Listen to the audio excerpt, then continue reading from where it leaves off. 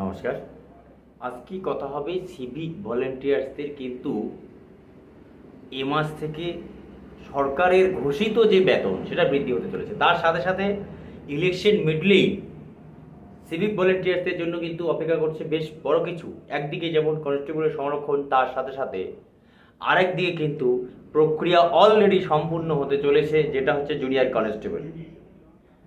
আগামী যে চলতি মাস, এই মাসের মধ্যেই কিন্তু সিভিক ভলেন্টিয়ার্সের যে বর্ধিত বেতন, যে বেতন বৃদ্ধির কথা সরকার ঘোষণা করেছে, সেই বেতন কিন্তু তারা তাদের অ্যাকাউন্টে তারা পাবে। এবং তার সাথে সাথে সিভিক ভলেন্টিয়ার্সদের কিন্তু আর একটা নতুন কিছু ঘোষণা হতে চলেছে। সেটা হচ্ছে কি, যে সিভিক ভলেন্টিয়ার্সদের যে অ্যাকাউন্ট, তাদের অ্যাকাউন্ট ছিল সেভিং অ্যাকাউন্ট, সেই অ্যাকাউন্ট কিন্তু পরিবর্তন করে তাদের অ্যাকাউন্ট কিন্তু অলরেডি স্যালারি অ্যাকাউন্ট রূপে কিন্তু সরকার ঘোষণা করেছে।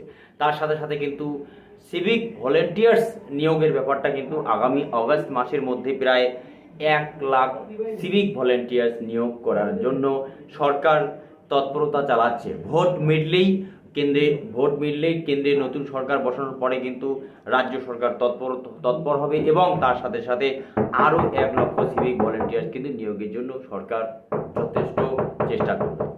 যদি এই সমস্ত ভিডিও ভালো লাগে, চ্যানেলটিকে লাইক, শেয়ার, কমেন্ট এবং সাবস্ক্রাইব করতে ভুলবেন না। ইজাজত দিজিয়ে। आज